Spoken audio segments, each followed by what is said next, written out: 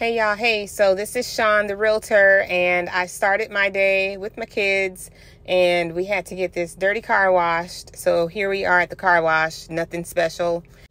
Anywho, we're heading to the church because my daughter's going to do some volunteering today. There's my son back there. He's also my assistant. He does a lot of helping with my editing. My daughter didn't want to be on the camera, so we had to edit her out. Now, whenever you go visit Sparksman's Wharf, check out Fit Bowl.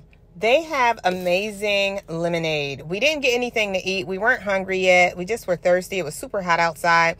But yeah, no matter where you eat, check out Fit Bowl for your lemonade. It's good and super refreshing.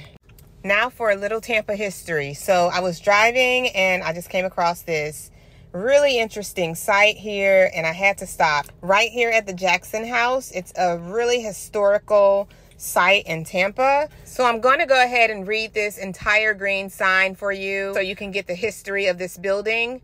You're welcome. Here goes. The historic Jackson boarding house was originally constructed as a private residence by Moses and Sarah Jackson in the late 1890s.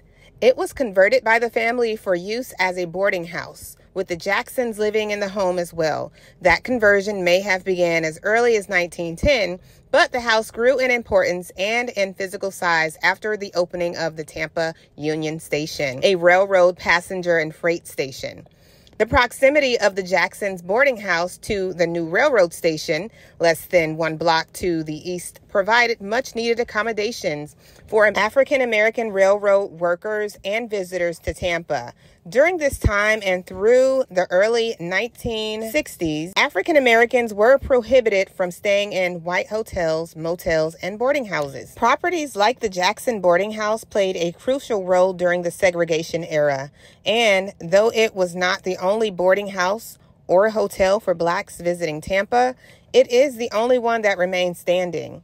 The Jackson family retained the building throughout its time as a boarding house, which concluded in the 1990s, and then maintained it as a private residence until 2010. So when you come across this structure, take a peek. And if you didn't know, now you know the history of the Jackson House. Hope you learned something.